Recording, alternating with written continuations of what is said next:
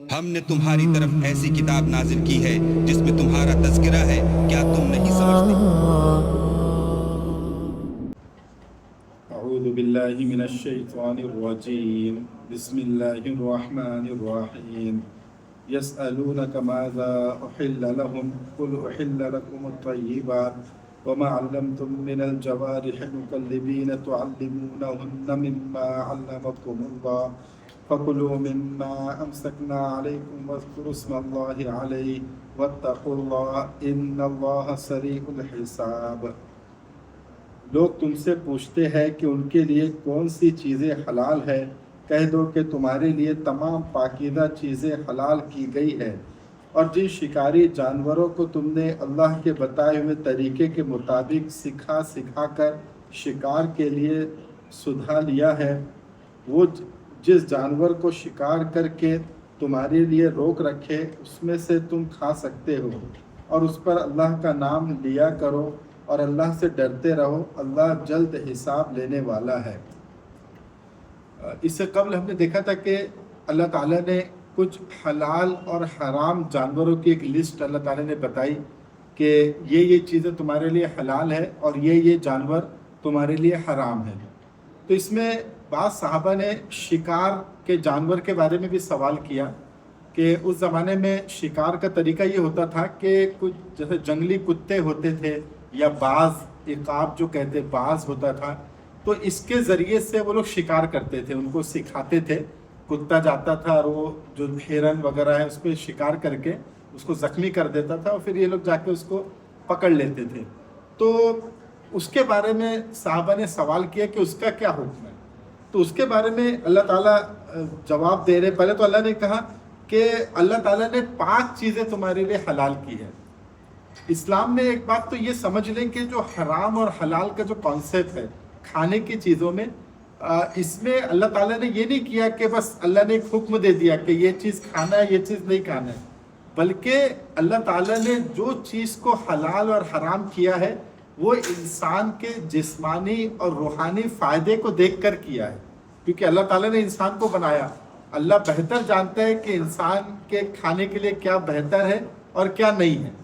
تو جو انسان کے لیے جسمانی اعتبار سے روحانی اعتبار سے فائدہ مند ہے، اللہ تعالیٰ نے اس کو جائز قرار دیا، حلال قرار دیا، اور جو جانور اس انسان کے لیے نقصان دہ ہے، اس کے جسم کے لیے، اس کے روح کے لیے، ایسے جانوروں کو اللہ نے حرام قرار دیا۔ تو یہ جو بنیاد رکھی گئی وہ یہ رکھی گئی کہ اچھی چیز پاک ہے، حلال ہے، اور بری چیز حرام ہے۔ جیسا بھی خنزیر کھانا ہمارا حرام ہے، تو خنزیر نجس ہوتا ہے، گندا ہوتا ہے، اس کی خصلت بھی بری ہوتی ہے، تو اس وجہ سے اس کو حرام قرار دیا۔ تو یہ اصول اللہ نے ایک بتایا۔ دوسرا پھر یہ بتایا کہ جو شکار کے بارے میں تم سوال کر رہے ہو، تو اس میں اگر جس کے ذریعے سے تم شکار کر رہے ہو، جیسے شکاری کتا ہے، جنگلی جو شکاری کتا ہوتا ہے جس سے شکار کیا جاتا ہے، یا باز ہے، تو اس کو اگر تم نے تربیت دی ہو اور اس کو ایسا سدھا لیا ہو کہ وہ تمہاری بات مانتا ہے، اور جب وہ شکار کرتا ہے تو تمہارے لیے کرتا ہے، خود اپنے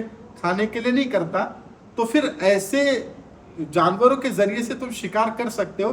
لیکن اس میں بھی ایک ضروری چیز یہ ہے کہ پہلے تم بسم اللہ پڑھ لو، مطلب جب اس کو چھوڑو تو بسم اللہ پڑھ لو، تو پھر وہ شکار جو تمہارے لیے لائے گا وہ جائز ہوگا۔ تو اس سے معلوم ہوا کہ اگر جانور کا شکار کرتے ہیں، چاہے وہ تیر کے ذریعے سے کر رہے ہو یا کوئی نیزہ وغیرہ پھینک کے اگر کر رہے ہیں، اور اس پہ ہم نے بسم اللہ پڑھ دیا، تیر چلانے سے پہلے بسم اللہ پڑھ لیا، اور تیر لگنے کے بعد وہ جانور مر گیا، تو بھی وہ کھانا جائز ہے، کیونکہ بسم اللہ آپ نے پہلے پڑھ لیا تھا۔ لیکن اس میں شرط یہ ہے کہ وہ چیز جو ہے وہ دھاردار ہونی چاہیے، یعنی جس سے زخم لگے اور جانور مر جائے۔ تو اس سے علماء کرام نے بندوق کو الگ کیا ہے کہ اگر بندوق کی گولی سے کسی نے جانور کا شکار کیا اور چاہے بسم اللہ بھی پڑھ لیا ہو، لیکن بندوق کی گولی لگنے سے اگر وہ مر گیا تو پھر وہ کھانا جائز نہیں ہوگا۔ ہاں اگر وہ مرا نہیں، تڑپ رہا ہے یا مرنے والا ہے اور فوراً جا کے اس کو ذبح کر دیا گیا تو پھر وہ جائز ہوگا، بنا ذبح کے جائز نہیں ہوگا بندوق سے اگر شکار کرے۔ اس لیے کہ بندوق سے جو شکار ہوتا ہے اس سے اصل میں چوٹ لگ کے جانور مرتا ہے، اگر وہ مر گیا تو چوٹ لگ کے مرتا ہے، اور اگر تیر سے یا چاقو سے یا نیزے سے اگر جانور کو ذبح کر رہے ہیں تو پھر وہ ایک کٹنے سے مر رہا ہے۔ تو پھر جائز ہوگا. اس وجہ سے بندوق کے بارے میں علماء کا یہ ہے کہ بندوق سے اگر شکار کرے چاہے بسم اللہ پڑھ بھی لے تو وہ جانور شکار کا جانور جو ہے وہ کھانا جائز نہیں ہوگا. ہاں اگر زندہ ہے تو پھر اگر ذبح کر دیے تو پھر کھانا جائز ہوگا. واتقوا اللہ ان اللہ سریع الحساب، اور اللہ سے ڈرتے رہو، اللہ تعالیٰ بہت جلد حساب لینے والا ہے. مطلب کہنے کا مطلب یہ کہ اب شکار کرنے کے چکر میں یہ نہیں کہ تم نمازیں چھوڑ دو. ہوتا نا عام طور سے شکار کرنے میں جو لوگ مچھلی کا شکار کرتے ہیں شوقین ہوتے ہیں، اب وہ نماز کا کوئی خیال نہیں رہتا. تو نماز کا بھی خیال رکھو، اللہ سے ڈرتے رہو کہ شکار کرنا ہی اصل نہیں ہے. اکثر شکار کرنے میں انسان غافل ہو جاتا ہے. تو شکار کرو، جائز ہے، آپ کھا سکتے ہو، لیکن اسی کے ساتھ ساتھ نماز کا بھی خیال رکھو، حقوق کا بھی خیال رکھو. ایسی جگہ شکار مت کرو جس سے دوسروں کو تکلیف ہو. تو یہ تمام چیزوں کو بھی مد نظر رکھ کر شکار کرو، وہ جائز ہے تمہارے لیے. اليوم حل لكم الطيبات وطعام الذين اوتوا الكتاب حل لكم وطعامكم حل لهم والمحصنات من المؤمنات والمحصنات من الذين اوتوا الكتاب من قبلكم اذا اتيتموهن اجورهن محسنين غير مسافحين ولا متخذي اخدان. آج ہم نے تمہارے لیے تمام پاکیزہ چیزوں کو حلال کر دیا ہے.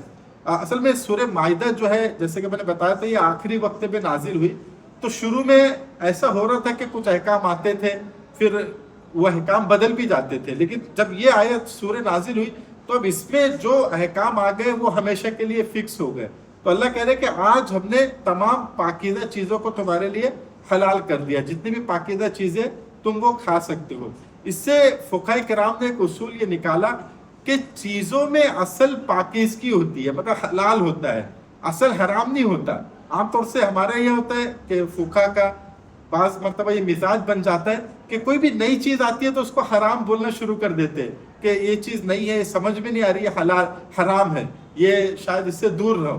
حالانکہ اسلام کا اصول یہ ہے کہ اصل پاکی ہے، اصل حلال ہے. مطلب کوئی نئی چیز اگر آپ کے سامنے آتی ہے تو اس کو حلال سمجھا جائے گا جب تک کہ حرام کی کوئی صفت اس کے اندر نہ ہو. یعنی اگر مثال کے طور پہ کوئی ایک نیا جانور ہم کو ملا جس کو ہم نے کبھی نہیں دیکھا، افریقہ کے جنگل میں کوئی جانور مل گیا، نیا جانور، تو پہلی مرتبہ اس کو حرام نہیں بولیں گے، اس کو حلال بولیں گے. لیکن اگر حرام جانور کی کوئی صفت اس کے اندر ہوں گی جیسے شیر کی صفت، کتے کی صفت، تو پھر حرام مانا جائے گا. یعنی اول درجے میں اس کو حلال سمجھیں گے. تو فقہ کا ایک اصول یہ ہے کہ چیزیں جو ہے اصل حلال ہوتی ہے. ابھی جیسے تجارت کا کوئی نیا طریقہ آ گیا، شیئر مارکیٹ کا کوئی نیا رول آ گیا، تو اصل ہم اس کو حلال سمجھیں گے. پھر اگر اس کے اندر حرام کی کوئی چیز اگر دکھی تب حرام مانیں گے. تو فقہ میں جو ہے اصول یہ ہے کہ اصل چیز حلال ہوتی ہے، حرام نہیں ہوتی. لیکن بعض مرتبہ ہم نئی چیز کو حرام سمجھنے لگتے ہیں، اس سے روکنے لگتے ہیں کہ بھائی نئی چیز ہے، پتہ نہیں جائز ہے ناجائز ہے.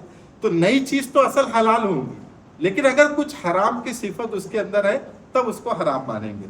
پھر آگے اللہ کہہ رہے کہ اللہ تعالیٰ نے تمہارے لیے جانوروں کو جو حلال کیا ہے اس میں ایک تو تم جو ذبح کرتے ہو اللہ کا نام لے کے وہ بھی حلال ہے، اور جو اہل کتاب یعنی یہودی اور نصرانی، یہودی اور عیسائی جو اہل کتاب ہے ان کا ذبیحہ بھی تمہارے لیے جائز ہے. مطلب اگر وہ کوئی جانور کو ذبح کرتے ہیں تو ان کا ذبیحہ بھی مسلمان کھا سکتے ہیں، جائز ہے اہل کتاب کا.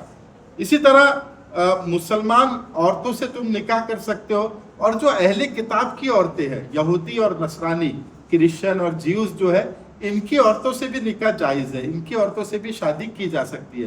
بس شرط یہ ہے کہ وہ واقعی اپنے مذہب کو مانتے ہو، مطلب عیسائی مذہب کو، یہودی مذہب کو وہ مانتے ہو. شرط یہ ہے.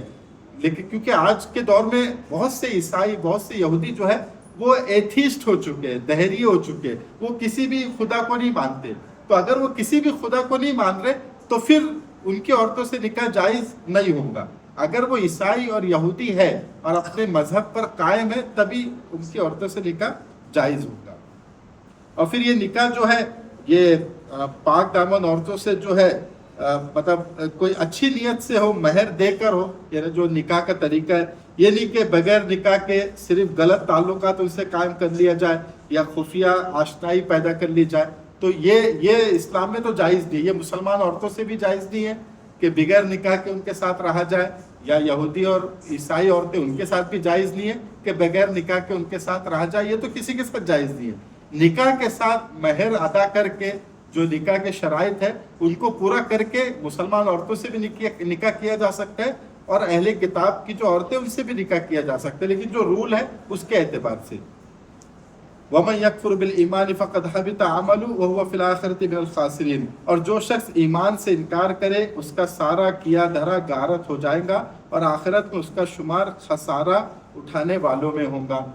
مطلب اگر کوئی انسان اللہ کو نہیں مان رہا، ایمان نہیں لا رہا، اب وہ کتنے بھی اچھے عمل کرے اس کے عمل کا کوئی فائدہ نہیں ہے، اس کے تمام اعمال خسارے میں جائیں گے اور آخرت میں اس کا کوئی مول نہیں ہوگا۔ یہ پہلے بھی اس کی وضاحت آ چکی ہے۔ یا ایھا الذین آمنوا اذا قمتم الى الصلاۃ فاغسلوا وجوہکم وایدیکم الى المرافق وامسحوا برؤوسکم وارجلکم الى الکعبین۔ اب اس سے پہلے کھانے پینے کے تعلق سے حرام اور حلال چیزیں ہمارے سامنے آئی کہ کون سا جانور کھانا حلال ہے، کون سا حرام ہے۔ اب اس کے بعد کچھ عبادات کے تعلق سے احکام آ رہے ہیں کہ اگر تم کو عبادت کرنا ہے، نماز پڑھنا ہے، تو اس کے پہلے ضروری ہے کہ تم وضو کر لو، یعنی پاکی حاصل کر لو۔ اب نماز کے لیے اور عبادات کے لیے، مطلب قرآن کی تلاوت کے لیے جو پاکی حاصل کی جاتی ہے وہ دو طرح کی پاکی ہے۔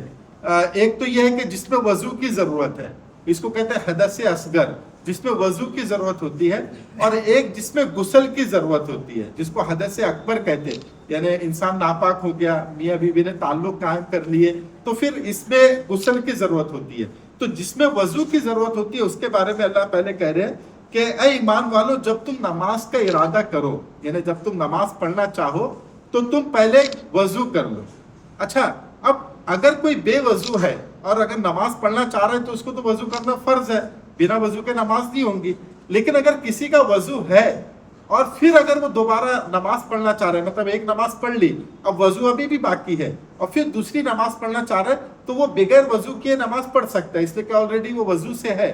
لیکن بہتر یہ ہے کہ دوبارہ وضو کر لے، یعنی دوسری نماز کے لیے یہ مستحب ہے اور زیادہ اجر و ثواب کا مستحق ہے، وہ ہوگا کہ وہ دوبارہ وضو کر لے۔ لیکن اگر وضو سے نہیں ہے تو پھر تو وضو کرنا فرض ہے۔ اور وضو کس طرح کرنا ہے کہ فَاغْسِلُوا وُجُوهَكُمْ، یعنی آپ اپنا چہرہ دھو لو اور اپنے دونوں ہاتھ کونیوں سمیت دھو لو، اور چوتھائی سر کا مسح، یعنی جو ہمارا سر ہے اس کا 1/4 چوتھائی سر کا مسح کرو، اور دونوں پیر ٹکنے سمیت دھو۔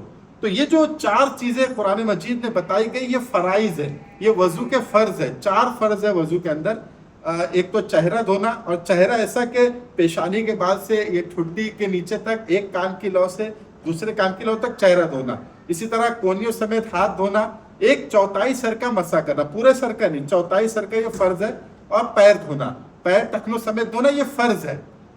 اب اس کے علاوہ رسول اللہ صلی اللہ علیہ وسلم نے کچھ چیزیں بتائی کہ وضو سے پہلے ہاتھ دھونا، کلی کرنا، ناک میں پانی ڈالنا، پورے سر کا مسح کرنا، ہر عضو کو 3 بار دھونا، ہر پارٹ کو فرض میں 1 بار دھونا ہے۔ تو یہ جو سنت ہے، سنت اگر ہم کو اختیار کرتے ہیں تو اس سے ہمارا ثواب بڑھ جاتا ہے، لیکن یہ ضروری میں نہیں ہے، ضروری فرض ہے۔ اگر کسی نے 4 یہ چیزیں ادا کر لی اس کا وضو ہو جائے گا۔ اگر سنت نہیں بھی ادا کی، کلی نہیں کیا، ناک میں پانی نہیں ڈالا، وضو اس کا ہو جائے گا، لیکن سنت چھوٹ جائیں گی اور اس کا سنت کا ثواب نہیں ملے گا۔ اور اگر سنت پہ بھی عمل کرتا ہے تو سنت کا ثواب اس کو ملے گا، لیکن اصل فرض ہے۔ تو 4 فرائض ہے وضو کے اندر، یہ 4 اگر آپ نے کر لیا تو آپ کا وضو ہو جائے گا۔ لیکن اگر سنت کو بھی آپ اختیار کرتے ہیں تو زیادہ بہتر ہے، زیادہ ثواب کی چیز ہے۔ لیکن یہاں پر ایک چیز یہ ذہن میں رکھنی چاہیے کہ رسول اللہ صلی اللہ علیہ وسلم نے جن چیزوں میں سنت کو ایڈ کیا، مطلب اپنے عمل میں اس کو ایڈ کیا، اس کی بہت سی حکمتیں ہیں۔ اب جیسے وضو میں 4 فرض ہے، اب وضو میں ایک فرض یہ ہے کہ چوتھائی سر کا مسح کرنا، 1/4 سر کا مسح کرنا، یہ فرض ہے۔ اب ایک انسان صرف فرض ادا کرتا ہے کہ بھائی چوتھائی سر کا مسح کر لے، لیکن کہیں نہ کہیں اس کو ایک ڈر رہے گا، ایک خطرہ رہے گا کہ میں نے چوتھائی سر کا مکمل مسح کیا کہ نہیں کیا، کیونکہ اگر تھوڑا سا بھی کم کیا تو اس کا وضو نہیں ہوگا، کیونکہ فرض ادا نہیں ہوا۔ اب سنت کیا ہے کہ پورے سر کا مسح کرنا۔ تو اب انسان اگر پورے سر کا مسح کر لے تو وہ جو ڈر ہے کہ میرا چوتھائی سر کا ہوا کہ نہیں ہوا وہ ختم ہو جائے گا۔ تو سنت سے پرفیکشن پیدا ہوتا ہے عمل کے اندر، اس لیے سنت کو غیر اہم نہیں سمجھنا چاہیے کہ بھائی سنت تو ہے چھوڑ دو، نہیں، سنت جو ہے یہ پرفیکشن پیدا کرنے کے لیے، آپ کا ڈاؤٹ ختم کرنے کے لیے ہے، اور آپ کے ثواب کو بڑھانے کے لیے ہے۔ تو آپ نے پورے سر کا مسح کیا، تو آپ کو جو ڈاؤٹ تھا کہ بھئی چوتھائی سر کا ہوا کہ نہیں ہوا، اگر صرف آپ نے چوتھائی سر کا کیا، ہو سکتا ہے پورے سر کا چوتھائی سر کا نہ ہوا ہو، تو پھر آپ کا فرض ادا نہیں ہوا، لیکن آپ نے پورے سر کا کر لیا تو سنت بھی ادا ہو گئی اور وہ ڈاؤٹ بھی ختم ہو گیا، کیونکہ فرض پہ تو عمل ہو ہی گیا، چوتھائی سر کا تو ہو ہی گیا ہوگا جب پورے سر کا آپ نے کیا۔ تو سنت سے جو ہے پرفیکشن پیدا ہوتا ہے عمل کے اندر، اس لیے سنت کو غیر اہم نہیں سمجھنا چاہیے۔ اسی طرح اب فرض یہ ہے کہ ہر عضو کو ایک مرتبہ دھو، یہ فرض ہے، فرض آپ کا ادا ہو جائے گا، لیکن ایک مرتبہ دھونے میں ڈر ہے کہ پورا پانی گیا کہ نہیں گیا، چہرے پہ پورا گیا کہ نہیں گیا، ہاتھ پہ پورا گیا کہ نہیں گیا۔ اب سنت کیا ہے کہ ہر عضو کو، ہر پارٹ کو 3 مرتبہ دھو، تو 3 مرتبہ دھونے سے کیا ہوا، پرفیکشن آ گیا، اب آپ کو اطمینان ہو گیا کہ دھل ہی گیا ہوگا، پورا پانی پہنچ گیا ہوگا۔ تو سنت جو ہے اس سے عمل میں پرفیکشن پیدا ہوتا ہے، اس لیے سنت کو بھی ہم کو اختیار کرنا چاہیے۔ اس کے اور بھی مثالیں ہیں، نماز وغیرہ میں بھی سنت کیوں ضروری ہے۔ جیسے مثال کے طور پہ ہم سجدہ کرتے ہیں، رکوع کرتے ہیں، تو اتنی دیر رکوع کرنا، اتنی دیر سجدہ کرنا کہ ایک مرتبہ ہم سجدے میں سبحان ربی الاعلیٰ بول دے، رکوع میں سبحان ربی العظیم ایک مرتبہ بول دے، یہ واجب ہے۔ اگر اس سے کم آپ نے سجدہ کیا، مطلب ایک مرتبہ سبحان ربی الاعلیٰ بولنے سے کم سجدہ آپ نے کیا، تو آپ کا واجب چھوٹ جائے گا، فرض ادا ہو جائے گا، واجب چھوٹ جائے گا، سجدے سہو کرنا پڑے گا۔ اب سنت کیا ہے کہ کم سے کم 3 مرتبہ بولو، تو جب 3 مرتبہ آپ بولیں گے تو ایک مرتبہ کا تو ادا ہو ہی جائے گا، تو اس سے پرفیکشن آ گیا۔ تو سنت سے عمل میں پرفیکشن آتا ہے، اس لیے سنت کو اختیار کرنا چاہیے۔ وَإِن كُنتُمْ جُنُبًا فَطَّهَّرُوا، اور اگر تم جنبی ہو، مطلب غسل کی ضرورت ہے، تو بھی پاکی حاصل کر لو۔ اس میں ابھی غسل کی وضاحت نہیں آئی، لیکن یہ بھی بتا دیا کہ ایک تو نماز کا ارادہ کر رہے، اگر وضو نہیں ہے تو وضو کر لو، پھر وضو کا طریقہ بھی بتا دیا۔ اور اگر ناپاک ہو، یعنی میاں بیوی نے جو تعلق قائم کیا یا رات میں کوئی ایسی حاجت ہو گئی، تو اب آپ کیا کرو، غسل کرو۔ اور غسل کے 3 فرائض ہے، اس میں آیا نہیں ہے ابھی لیکن میں بتا دیتا ہوں۔ پہلا فرض یہ ہے کہ کلی کرنا، وضو میں کلی کرنا سنت ہے، نہیں کریں گے وضو ہو جائے گا، لیکن غسل میں کلی کرنا فرض ہے۔ اور کلی کیسے کرنا، گرارہ کر کے، ایسا پورا گرارہ کر کے کلی کرنا، اگر روزہ نہیں ہے، اگر روزہ ہے تو پھر گرارہ نہیں کرنا ہے، اور پورا منہ بھر کے کلی کرنا، جیسے ناک میں پانی ڈال کے ایسا ایسا گھمانا۔ گرارہ کرنا جو ہے یہ بھی سنت ہے، اگر گرارہ نہیں بھی کیے یہ فرض نہیں ہے، لیکن منہ بھر کے کلی کرنا یہ فرض ہے۔ تو ایسا منہ میں پانی ڈال کے ایسا پورا گھمانا یہ فرض ہے، اگر آپ نے نہیں کیا آپ کا غسل نہیں ہوگا۔ وضو میں تو کلی کرنا سنت ہے، لیکن غسل میں فرض ہے، تو پورا منہ میں گھمانا۔ گرارہ کرنا یہ سنت ہے، اگر گرارہ نہیں کیے تو پھر بھی غسل ہو جائے گا، تو پورا منہ بھر کے کلی کرنا، ایسا پورا گھما کے کلی کرنا۔ دوسرا، ناک کی نرم ہڈی تک پانی پہنچانا، صرف ایسا نہیں کہ ایسا جیسا وضو میں ہم ڈالتے ہیں ایسا ایسا کر دیا، ایسا نہیں، بلکہ اوپر کھینچنا، ایسا تھوڑا اوپر کھینچنا، یہ فرض ہے، ٹھیک ہے۔ ایک دم اوپر بھی نہیں کھینچنا ہے، تھوڑا سا اندر جانا چاہیے، مطلب صفائی ہونی چاہیے، ایک دم اوپر بھی نہیں ڈالنا ہے کہ تکلیف ہو جائے۔ اور تیسرا، پورے بدن پہ پانی بہانا ہے، یہ غسل کے 3 فرض ہیں۔ وَإِن كُنتُم مَرْضَىٰ أَوْ عَلَىٰ سَفَرٍ أَوْ جَاءَ أَحَدٌ مِّنكُم مِّنَ الْغَائِطِ أَوْ لَامَسْتُمُ النِّسَاءَ فَلَمْ تَجِدُوا مَاءً فَتَيَمَّمُوا صَعِيدًا طَيِّبًا فَامْسَحُوا بِوُجُوهِكُمْ وَأَيْدِيكُم مِّنْهُ۔ اور اگر تم بیمار ہو یا سفر میں ہو، اور اگر تم کوئی قضاء حاجت کر کے آئے ہو یا عورتوں سے تم نے تعلق قائم کیا ہو، تو تمہیں پانی نہ ملے تو پاک مٹی سے تیمم کرو۔ یعنی اگر ابھی کہا گیا کہ پانی سے کرنا ہے، وضو بھی پانی سے کرنا ہے، غسل بھی پانی سے کرنا ہے، لیکن اگر کوئی بیمار ہے اور ایسا بیمار ہے کہ اگر وہ پانی کا استعمال کرتا ہے تو اس کی بیماری بڑھنے کا خطرہ ہے، تو اللہ تعالیٰ کہہ رہے کہ پھر وہ تیمم کر لے، یعنی مٹی سے کیا کر لے، تیمم کر لے۔ یا اگر کوئی سفر میں ہے، پہلے عام طور سے پیدل سفر ہوتا تھا تو سفر میں پانی وغیرہ نہیں ملتا تھا، تو سفر میں بھی اگر پانی نہیں مل رہا ہے تو اس کی اجازت تھی کہ تیمم کر کے نماز پڑھ لے۔ تو اس میں دونوں میں تیمم ہے، مطلب وضو کے لیے بھی تیمم ہے یا غسل کے لیے بھی تیمم ہے، دونوں کے لیے تیمم ہے، اور دونوں کے لیے ایک ہی طریقہ ہے کہ مطلب چہرے پہ مٹی پہ ہاتھ رکھ کے چہرے پہ مل لے اور دونوں ہاتھ وہ کر لے۔ غسل کا بھی یہی تیمم ہے، وضو کا بھی یہی تیمم ہے۔ تو یہ سہولت اللہ تعالیٰ نے دی کہ اگر مطلب تکلیف ہے، بیمار ہے تو بھی تیمم کر سکتا ہے، یا پانی میسر نہیں ہے تو بھی تیمم کر سکتا ہے۔ ما یرید اللہ لیجعل علیکم من حرج वलाकि युरीदु लियुत्तहिरकुम वलियुतिम्म निअमतहु अलैकुम लअल्लकुम तशकुरून। अल्लाह तुम पर कोई तंगी मुसल्लत नहीं करना चाहता, लेकिन ये चाहता है कि तुमको पाक साफ करे और ये कि तुम पर अपनी नेमत तमाम कर दे ताकि तुम शुक्रगुजार बनो। अब ये अल्लाह ताला बता रहे कि ये जो अहकामात अल्लाह दे रहे हैं, पहले जानवरों के बारे में बताया कि ये हलाल है, ये हराम है, फिर अभी वजू का तरीका बताया।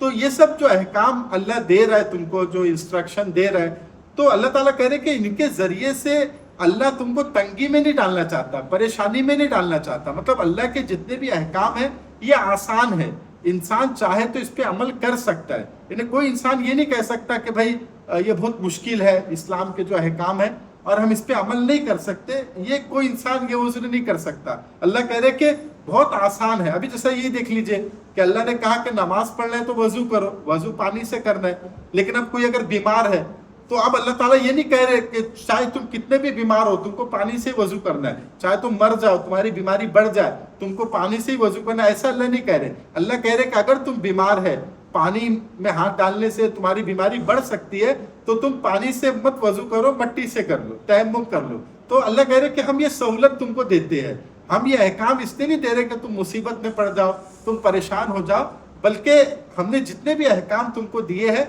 इसके अंदर सहूलत ही है और तुम आसानी से कर सकते हो। आप देख लीजिए इस्लाम के जितने भी अहकाम है सब आसान है, कोई मुश्किल नहीं है। अगर इंसान अमल करना चाहे उस पर अमल कर सकता है, अमीर हो, गरीब हो, कमजोर हो, ताकतवर हो, शहर का रहने वाला हो, देहात का रहने वाला हो, हर कोई इस पर आसानी से अमल कर सकता है, कोई ये मुश्किल नहीं है। और फिर अल्लाह कह रहे कि और हमने ये जो अहकाम तुमको दिया इसलिए दिया ताकि तुमको पाक करे, मतलब ये जो वजू का गुस्ल का तरीका जो हमने दिया ताकि तुमको पाक करे। अब आप देखिए यहाँ पर थोड़ा सा कंफ्यूजन हमको हो जाता है। अल्लाह कह रहे कि हमने जो वजू का तरीका दिया इससे तुमको पाक करना हम चाहते हैं, तो अब वजू और गुस्ल अगर आप पानी से करते हैं तो आप पाक होंगे। भाई कोई नापाक हो गया, गुस्ल की जरूरत है, अब उसने नहा लिया तो पाक हो जाएगा, या वजू कर लिया तो पाक हो जाएगा। लेकिन तयम्मुम से कैसे पाक होगा? तयम्मुम से तो कोई पाकी नहीं हो रही बज़ाहिर, हमको तो यही दिख रहा है, बल्कि उल्टा और गंदे हो रहे। भाई वजू से क्या हुआ, आपने वजू किया पानी से तो आपके मैल कुचैल निकल गया, लेकिन तयम्मुम में तो उल्टा मट्टी से तयम्मुम करना है, तो पहले ही आपका मैल कुचैल था, उल्टा और मट्टी आपने लगा ली, तो बज़ाहिर तो पाक नहीं हुआ, आप नहीं हुए। लेकिन अल्लाह कह रहे कि इसके जरिए से हम तुमको पाक करना चाहते हैं। तो इससे मालूम हुआ कि असल पाकी नापाकी बदन की नहीं है, असल पाकी नापाकी दिल की है और अल्लाह की इताअत की है। तो यहाँ पे मालूम हुआ कि असल हमको अल्लाह की इताअत करना है। अल्लाह कह रहे कि तुम इससे पाक होंगे, हमको समझना है कि हम इससे पाक होंगे। पहले भी ये चीज आ चुकी है कि असल है अल्लाह की बात मानना। इस्लाम में हर चीज में अकल नहीं लगाना है, क्योंकि हमारी अकल की एक लिमिट है, उसकी लिमिटेशंस है, वो महदूद है, हर चीज में हमको समझ में नहीं आएंगी। हजरत अली का मशहूर मकौला है कि अगर इस्लाम में अकल लगाना होता, हर चीज में अकल लगाना होता, तो मैं मोजे पे जो मसा करने का जो हुक्म है वो नीचे मसा करता, ऊपर नहीं करता। यानी जो चमड़े के मोजे पहनते हैं तो उसमें सफर में 3 दिन तक पैर धोए बगैर आप सिर्फ मसा कर सकते हैं मोजे पे, और मकाम पे 1 दिन के लिए पहन सकते हैं आप। तो जो मसा करना है, जब आप वजू कर रहे हैं और मोजा पहने हुए हैं तो मोजा उतारने की जरूरत नहीं है, आप पैर धो सकते हैं। अगर आपने पैर वजू करके मोजा पहना है, चमड़े का मोजा, तो उस पे ऊपर मसा करना है। तो हजरत अली कहते कि अगर अकल लगानी होती तो मसा तो नीचे करना था, क्योंकि आप चल रहे हैं तो नीचे मट्टी लग रही है, तो मसा नीचे करना था, लेकिन इस्लाम में यह कि ऊपर करो। तो मालूम हुआ कि अकल नहीं लगाना है, जैसा हुक्म मिल गया वैसा करना है। तो यहाँ पे अल्लाह ने कहा कि तुम मट्टी से भी पाक हो जाओगे, तो हमको ये मान लेना है, अकल नहीं लगाना है कि भाई मट्टी से कैसे पाक होंगे। पानी से तो समझ में आ रहा है कि पानी से आपने नहाए तो पाक हो गए, लेकिन मट्टी से कैसे पाक हो रहे? तो भाई अल्लाह ने कहा तुम पाक हो रहे तो हमको मानना है ना, यहाँ पे अकल नहीं लगाना है। और फिर अल्लाह ताला चाहते हैं कि तुम पे अपनी नेमतें पूरी करे ताकि तुम शुक्रगुजार बनो। इससे मालूम हुआ कि जो भी इबादत की तौफीक अल्लाह की तरफ से हमको मिलती है, उसके बाद हमको उस पर अल्लाह का शुक्रिया अदा करना चाहिए। उस पर तकब्बुर और गुरूर नहीं करना चाहिए कि भाई मैं तो तहज्जुद गुजार हूँ, मैं तो 5 वक्त का नमाजी हूँ, बल्कि अल्लाह का शुक्रिया अदा करना चाहिए कि अल्लाह तेरा एहसान है कि तूने मुझे तहज्जुद पढ़ने की तौफीक दी, तूने मुझे 5 वक्त की नमाज पढ़ने की तौफीक दी, तूने मुझे रमजान के रोजे रखने की तौफीक दी। इस पे अल्लाह का शुक्रिया अदा करना चाहिए। और जो भी इबादत हम करते हैं वो इबादत के बाद 2 कैफियत हमारी रहनी चाहिए। एक कैफियत ये کہ شکریہ ادا کرے، اور ایک کیفیت یہ کہ استغفار پڑھے، کہ ایک تو شکریہ ادا کرے کہ اللہ تو نے اس کی توفیق دی، تیرا احسان ہے، تیرا شکر ہے، اور ایک استغفار پڑھے کہ اللہ جیسا اس کو کرنا چاہیے تھا ویسا میں نے نہیں کیا، جیسے نماز پڑھنے کا حق تھا ویسے میں نے نماز نہیں پڑھی، تو استغفار بھی پڑھنا چاہیے۔ یہ دو کیفیت ہر عبادت کے بعد ہماری رہنی چاہیے۔ وَاذْكُرُوا نِعْمَةَ اللَّهِ عَلَيْكُمْ وَمِيثَاقَهُ الَّذِي وَاثَقَكُم بِهِ إِذْ قُلْتُمْ سَمِعْنَا وَأَطَعْنَا وَاتَّقُوا اللَّهَ إِنَّ اللَّهَ عَلِيمٌ بِذَاتِ الصُّدُورِ۔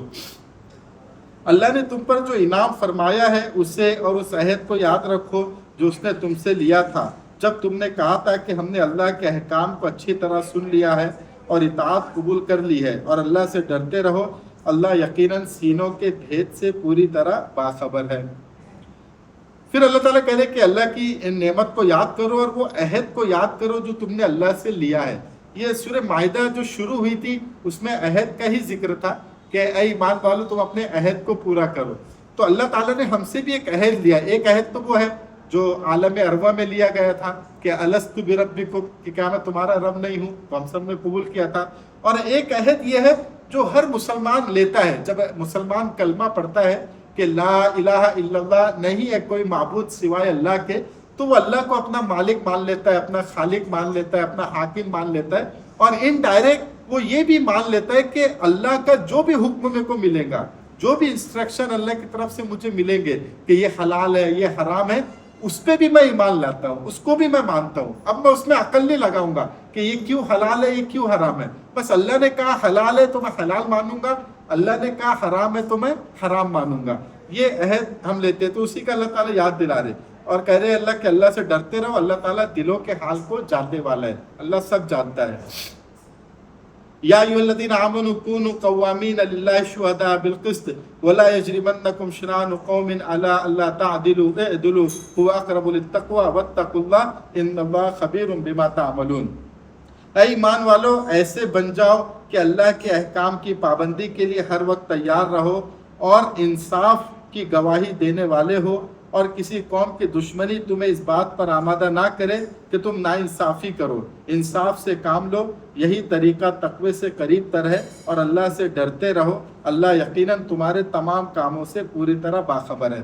اب اللہ سے ہم نے جو عہد کیا کہ ہم اللہ کی ہر بات مانیں گے، تو اسی کو آگے بڑھا کے اللہ کہہ رہے کہ تم ہمیشہ اللہ کی خاطر سچی گواہی دو، یعنی اگر گواہی کا موقع آئے، تم کو کسی کی گواہی پیش کرنا ہے تو سچی گواہی دو، جھوٹی گواہی مت دو۔ یہ بھی اسی عہد میں آ گیا کیونکہ اللہ کہہ رہے کہ سچی گواہی دو، جھوٹی گواہی مت دو۔ جو جہاں بھی آپ کو گواہی دینا ہے، کسی کے خلاف دینا ہے یا کسی کے حق میں دینا ہے، تو سچی دو، حق میں بھی سچی دو، اور یہ نہ ہو کہ اگر سامنے والا تمہارا رشتہ دار ہے، تمہارا بیٹا ہے، تمہارے والد ہے، تو تم ان کے لیے نرم گوشہ رکھو، اور اگر وہ غلطی پر ہے پھر بھی ان کی غلطی کو چھپاؤ، ایسا نہ کرو۔ بلکہ اگر وہ غلطی پر ہے، چاہے تمہارا سگا باپ ہو، سگا بیٹا ہو، سگا رشتہ دار ہو، تب بھی اس کے خلاف گواہی دو اگر گواہی کا موقع ہے، چاہے وہ سگا ہو قریبی ہو۔ اچھا، جب یہ گواہی کی بات ہم کرتے ہیں تو عام طور سے ہمارے دل میں یہی خیال آتا ہے کہ عدالت وغیرہ میں مقدمہ کے موقع پہ جو گواہی دی جاتی ہے، کورٹ وغیرہ میں جو گواہی دی جاتی ہے، یہ گواہی مراد ہے کہ بھائی یہاں پہ سچی گواہی دو، جھوٹ مت بولو۔ اگر کسی نے قتل کیا ہے تو بتاؤ کہ ہاں میں نے اس کو وہاں دیکھا تھا، ہو سکتا ہے اسی نے قتل کیا۔ جھوٹی گواہی مت دو، یہ مت بولو کہ یہ تو اس شہر میں تھا ہی نہیں، یعنی جھوٹ مت بولو۔ ہم یہ سمجھتے ہیں کہ عدالت میں ہی گواہی دینا مراد ہے، لیکن ایسا نہیں ہے۔ ہمارے معاشرے میں بہت ساری ایسی چیزیں ہیں جو گواہی کے زمرے میں آتی ہے، یعنی ہم جو روزمرہ کی زندگی گزارتے ہیں تو ہمارے معاشرے میں بہت ساری ایسی چیزیں ہوتی ہیں جو گواہی کے زمرے میں آتی ہے، جو ہم گواہی دیتے ہیں۔ جیسے مثال کے طور پہ کوئی ڈاکٹر ہے، اب ایک شخص اس کے پاس آیا اور اس نے کہا کہ بھائی میری ایک جھوٹی میڈیکل سرٹیفکیٹ بنا دو کہ بھائی میں کچھ دن چھٹی لینا چاہتا ہوں، یا میں نے کچھ دن چھٹی لے لی ہے اپنے آفس سے، اب میں وہاں بتانا چاہتا ہوں کہ میں یہ جو میں نے چھٹی لی میں بیمار تھا، اب ایک جھوٹی سرٹیفکیٹ بنا دو کہ ہاں یہ بیمار تھے، یہ دوا یہ کھا رہے تھے۔ تو اب یہ جو ڈاکٹر اس کی جعلی جو سرٹیفکیٹ بنا رہے، یہ بھی جھوٹی گواہی ہوگی، یہ بھی کبیرہ گناہ ہے، یہ بھی جھوٹی گواہی دینا ہو گیا، کیونکہ وہ بیمار نہیں تھا، آپ نے اس کی میڈیکل سرٹیفکیٹ بنا دیے کہ یہ بیمار تھا، تو یہ بھی جھوٹی گواہی ہو گئی۔ اسی طرح آپ پیپر چیک کر رہے ہیں، بچوں کے پیپر چیک کر رہے ہیں، اس میں آپ نے یہ کیا کہ آپ کے پہچان کا کوئی بچہ ہے یا آپ کا کوئی رشتہ دار ہے، اس کو کم نمبر ملنے تھے، آپ نے زیادہ نمبر دے دیے، یہ بھی جھوٹی گواہی ہو گئی، یہ بھی کبیرہ گناہ ہے۔ اسی طرح کوئی آپ کا دشمن تھا جس سے آپ ناراض تھے یا دشمنی آپ کی تھی، اس کا پیپر چیک ہونے آپ کے پاس آیا، اس کو زیادہ نمبر ملنے تھے، آپ نے کم نمبر دیا دشمنی میں، یہ بھی جھوٹی گواہی ہو گئی، یہ بھی کبیرہ گناہ ہے۔ اسی طرح جب ہم ووٹ ڈالتے ہیں تو ووٹ ڈالنے، یہ ووٹ دینا یہ بھی ایک گواہی ہے، تو اس میں یہ دیکھنا ہے ووٹ ڈالتے وقت کہ جو امیدوار ہے، جو کھڑا ہوا ہے بندہ، جو نیتا ہے، تو وہ سچا ہے کہ نہیں، ایماندار ہے کہ نہیں، یہ دیکھنا ہے، کیونکہ آپ گواہی دے رہے کہ ہاں اس کو ممبر آف پارلیمنٹ بننا چاہیے، اس کو ایم ایل اے بننا چاہیے، تو آپ گواہی دے رہے، تو آپ کو یہ دیکھنا ہے کہ ایماندار ہے کہ نہیں، یہ نہیں کہ میرا رشتہ دار ہے، میرا جاننے والا ہے، میرا پہچان والا ہے، چاہے وہ کرپٹ ہو، چاہے وہ اس کے اندر ایمانداری نہ ہو، لیکن صرف پہچان والا ہے اس لیے آپ ووٹ دے رہے، یہ بھی جھوٹی گواہی ہے۔ تو یہ چیزیں بھی گواہی کے زمرے میں آتی ہے، تو اس میں بھی ہمیں اس بات کا خیال رکھنا ہے کہ سچی گواہی ہم کو یہاں پہ دینا ہے۔ اور اللہ تعالیٰ آگے کہہ رہے کہ تم انصاف سے کام کرو، کوئی قوم کی دشمنی یہ ایسا نہ ہو کہ اس کی وجہ سے تم ناانصافی کرو، مطلب آپ کو کسی سے دشمنی ہے، کسی سے بیر تھا اور اس کا مقدمہ آپ کے پاس آیا ہے، اس کا معاملہ آپ کے پاس آیا، تو آپ نے اس کے بارے میں غلط بول دیا، آپ نے ناانصافی کر دی، اس کو غلط سزا دے دی، ایسا نہ ہو، بلکہ انصاف کرو، چاہے وہ تمہارا دشمن ہو، لیکن انصاف سے کام لو۔ اور یہ چیزیں تقوی سے زیادہ قریب ہے، اللہ سے ڈرتے رہو، اور اللہ تعالیٰ ہر چیز سے باخبر ہے جو تم کرتے ہو۔ وعد اللہ الذین آمنوا وعملوا الصالحات لهم مغفرۃ واجر عظیم والذین کفروا وکذبوا بآیاتنا اولئک اصحاب الجحیم۔ اور اللہ تعالیٰ نے ایمان والوں سے اور نیک عمل کرنے والوں سے وعدہ کیا ہے کہ ان کے لیے مغفرت ہے اور بڑا اجر ہے آخرت میں، اور جو لوگ کفر اختیار کرتے ہیں اور اللہ کی آیتوں کا انکار کرتے ہیں، ان کے لیے وہ جہنم والے، وہ ہمیشہ ہمیشہ جہنم میں رہیں گے۔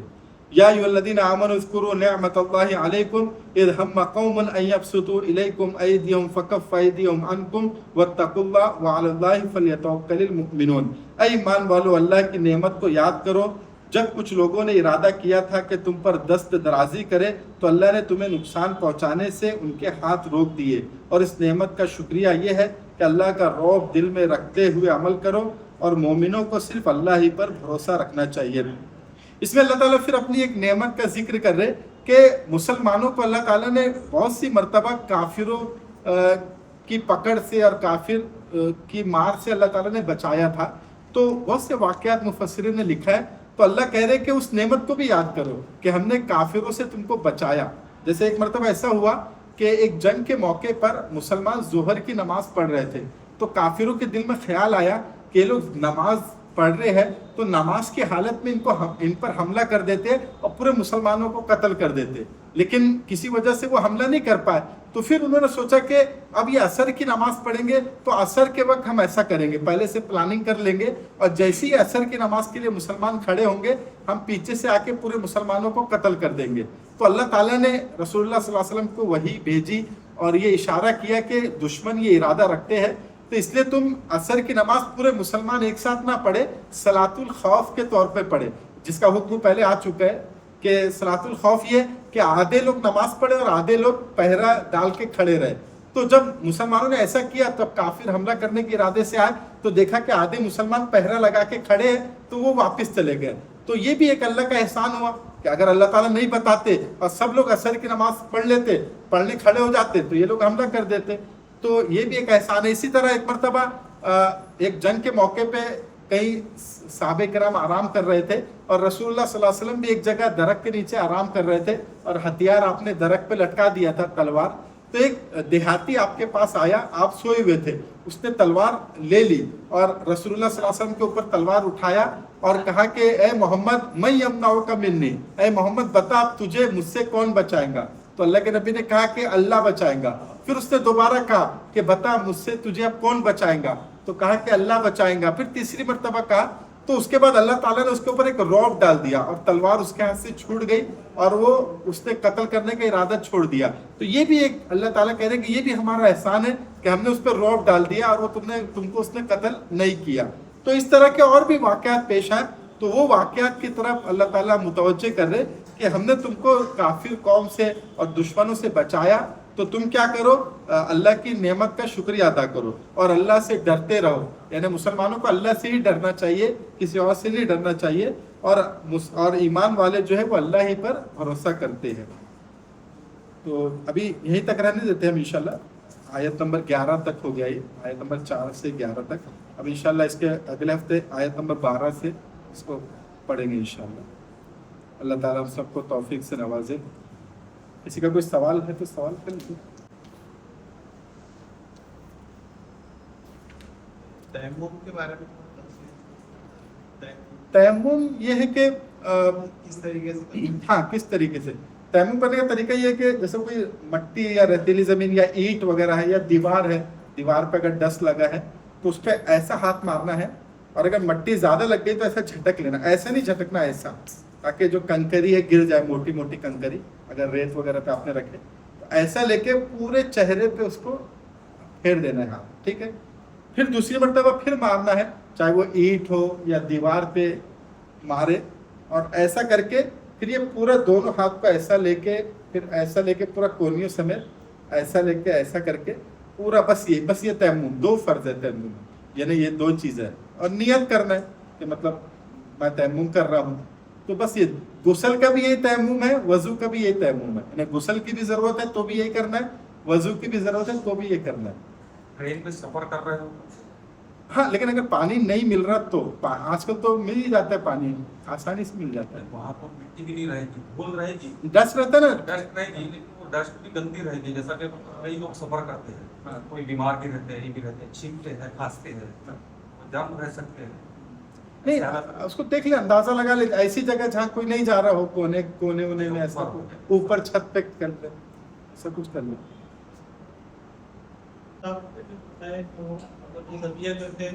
جائز ہے. اہل کتاب کا ذبیحہ، یہودی اور عیسائیوں کا جائز ہے، ان کی عورتوں سے نکاح بھی جائز ہے، اور ان کا ذبیحہ بھی جائز ہے.